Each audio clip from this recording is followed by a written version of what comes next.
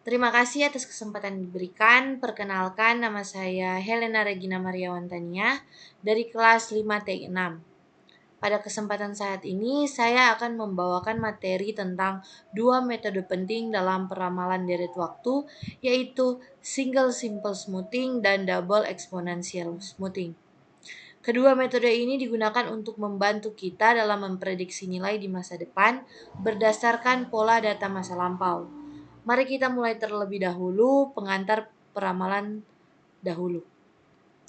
Peramalan merupakan proses untuk membaca masa depan melalui pola data masa lalu. Dalam bentuk statistik dan analisis data, peramalan bukan hanya sekedar menebak, tetapi menggunakan metode ilmiah untuk memprediksi apa yang mungkin terjadi. Pada metode smoothing, tujuan utamanya adalah meredam kebisingan atau fluktuasi acak dalam data sehingga pola dasarnya terlihat lebih jelas.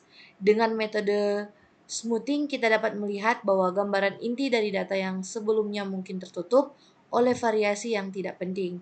Hari ini saya akan fokus pada dua metode smoothing utama, yaitu single simple smoothing yang digunakan untuk data stabil dan double exponential smoothing yang digunakan ketika data menunjukkan tren. Kita mulai dari metode yang pertama, yaitu single simple smoothing atau EES. Metode ini digunakan ketika data kita cenderung stabil, tidak memiliki tren naik maupun tren turun. Cara kerjanya adalah menggabungkan nilai data terbaru dengan hasil ramalan sebelumnya. Karena metodenya halus, SES mampu menghasilkan garis ramalan yang tenang dan minim fluktuasi. Ini menjadikannya sebagai ideal untuk data yang stasioner atau tidak memiliki pola perubahan yang signifikan. Konsep dasar EES atau kekuatan alpha. Konsep inti dari SES terletak pada suatu parlementer yang disebut alpha atau dalam simbolnya bisa kita lihat dalam slide ini. Alpha adalah robot yang menentukan seberapa besar pengaruh data terbaru terhadap ramalan berikutnya. Jika nilai A mendekati 1, nilai alpha mendekati 1, maka model akan sangat cepat menyesuaikan diri dengan perubahan data terbaru. Namun jika alpha kecil, model akan lebih lembut dan stabil sehingga tidak terlalu cepat berubah. Hal penting yang perlu kita ingat adalah bahwa SES hanya cocok digunakan jika data tidak menunjukkan tren. Begitu data mulai bergerak naik atau turun secara konsisten, EES tidak lagi mampu memberikan hasil yang akurat. Berikutnya, Double Exponential Smoothing atau DES. Metode ini digunakan ketika data tidak lagi stabil tetapi memiliki momentum baik, meningkat maupun menurun. DSS menambahkan komponen tren ke dalam model sehingga dapat membaca arah pergerakan data. Dengan lebih adanya komponen tren ini, DES menjadi jauh lebih akurat untuk memprediksi nilai masa depan, terutama jika data terus berubah dari waktu ke waktu. Jika SES hanya memiliki satu parameter, DSS memiliki dua, yaitu alpha dan beta. Alpha digunakan untuk memperbaharui nilai level atau nilai rata-rata, sementara beta digunakan untuk memperbaharui tren pada setiap periode.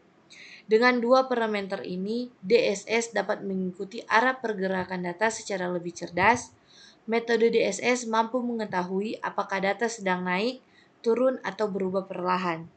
Inilah yang membuat DSS sangat efektif dalam memproyeksikan nilai beberapa periode ke depan secara realistis. Untuk merangkum perbedaannya, single simple smoothing hanya berfokus pada level data dan mengabaikan tren. Metode ini paling cocok untuk data stasioner. Double exponential smoothing menganalisis level dan tren sekaligus. Karena itu, DSS sangat tepat untuk data dinamis seperti penjualan yang terus meningkat, pergerakan pasar, atau data keuangan yang berubah dari waktu ke waktu. Intinya, pemilihan metode harus diawali dengan analisis pola data. Lanjut kelebihan krusial. Kedua metode ini memiliki kelebihan masing-masing. Metode ESS terletak pada kesederhanaannya. Metode ini paling cepat, mudah dihitung, dan efektif untuk data yang benar-benar stabil. Kelebihan dari DSS adalah kemampuannya beradaptasi dengan tren. Ketika data menunjukkan arah tertentu, DSS dapat mengikuti momentum tersebut dan memberikan hasil ramalan yang jauh lebih akurat. Lanjut ke tantangan dan batasan. Tentunya ada juga keterbatasan yang harus kita pahami. Kelemahan paling besar dari SES adalah bahwa metode ini tidak mampu mendeteksi tren. Jika digunakan pada data yang berubah secara teratur, hasil ramalannya akan tertinggal jauh dan tidak relevan.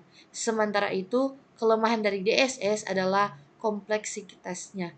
Karena menggunakan dua parameter, model ini membutuhkan penyesuaian yang lebih hati-hati agar menghasilkan prediksi yang optimal. Sebelum kita mengakhiri materi kita saat ini, ada 3 hal penting yang perlu saya jelaskan, yaitu yang pertama, memilih metode yang sesuai dengan kondisi data. Data stabil gunakanlah SES, sementara data bertren gunakanlah DSS. Kedua, lakukan analisis awal terhadap data untuk mengetahui apakah ada tren atau tidak. Yang ketiga, kualitas peramalan sangat diperbarui oleh kecocokan metode dengan pola datanya. Semakin tepat metode yang dipilih, maka semakin baik hasil ramalan yang dihasilkan. Oke, demikian presentasi dari saya mengenai single simple smoothing dan double exponential smoothing. Terima kasih.